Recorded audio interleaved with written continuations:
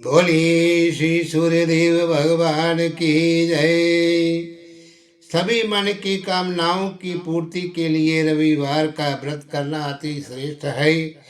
इस व्रत को करने के लिए रविवार को प्रातः काल सुबह उठ करके स्नान करके स्वच्छ वस्त्र धारण करें और शांत मन से भगवान सूर्य नारायण का सिमरण करें और व्रत के अंत में कथा सुनी।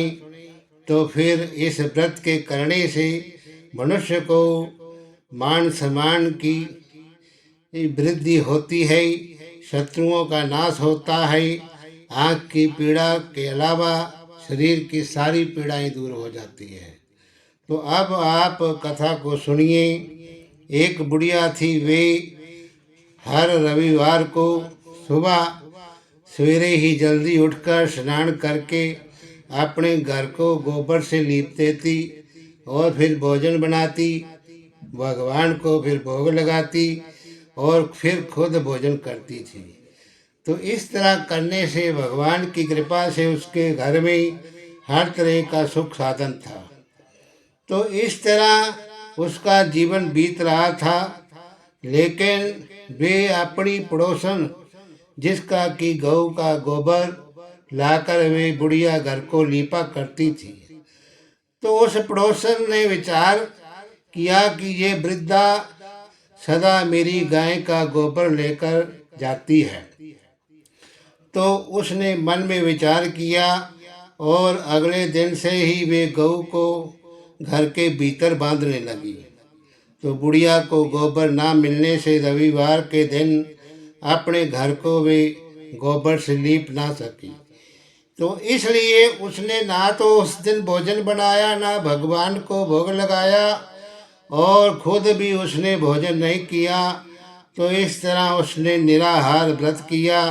रात हो गई और वे भूखी ही सो गई।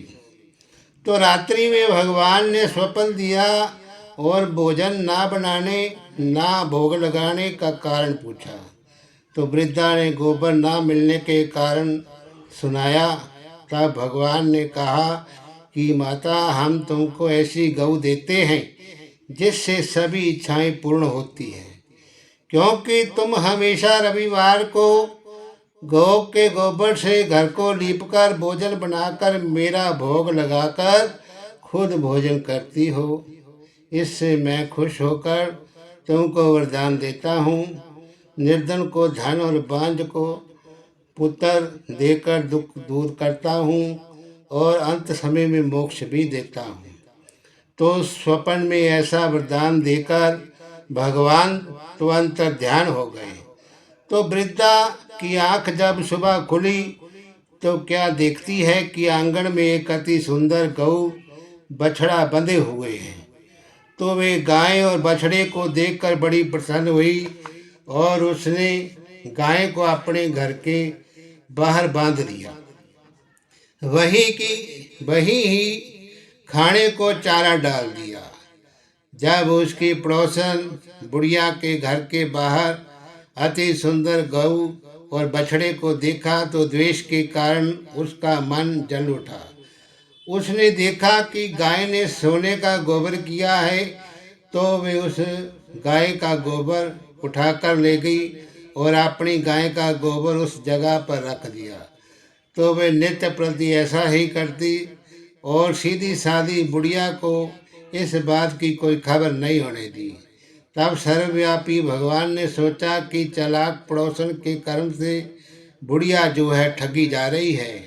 तो ईश्वर ने संध्या के समय अपनी माया से बड़ी जोर से आंधी चला दी। तो बुढ़िया ने अंधेरी के भय से अपनी गाय को भीतर बांध लिया। तो प्रातः काल जब वृद्धा ने देखा कि गाय ने सोने का गोबर किया है, तो उसके आश्चर्य की कोई सीमा नहीं रही और वे प्रतिदिन गाय को घर के भीतर ही बांधने लगी। उधर पड़ोसन ने देखा कि बुढ़िया गाय को घर के भीतर बांधने लगी है और उसका सोने का गोबर उठाने का दाव नहीं चल रहा। तो ईर्ष्या और डाह से जल उठी और कुछ उपाय ना देख पड़ोसन ने उस देश के राजा की सभा में जाकर कहा, महाराज, मेरे पड़ोस में एक वृद्धा के पास ऐसी गऊ है जो आप जैसे राजाओं के ही योग है। वे नित्य सोने का गोबर देती है, तो आप उस सोने से प्रजा का पालन करिए। तो वे वृद्धा इतने सोने का क्या करेगी? तो राजा ने ये बात सुनकर अपने दूतों को वृद्धा के घर से गऊ लाने की आज्ञा दी।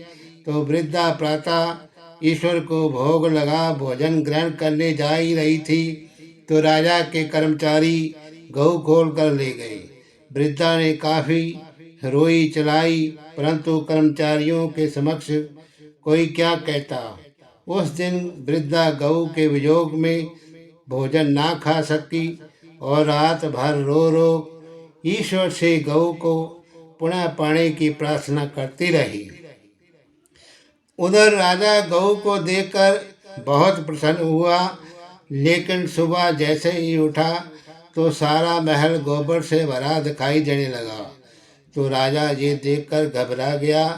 तो भगवान ने रात्रि में राजा को स्वप्न में कहा कि हे राजा, गाय वृद्धा को लौटाने में ही तेरा बड़ा है। उसके रविवार के व्रत से मैंने खुश होकर उसे गाय दी थी।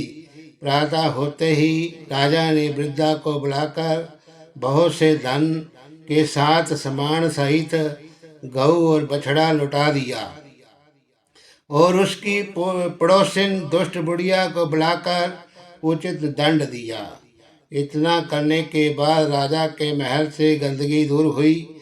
उसी दिन से राजा ने नगरवासियों को आदेश दिया कि राज्य की तथा समस्त मनोकामनाओं की पूर्ति के लिए रविवार का व्रत करो।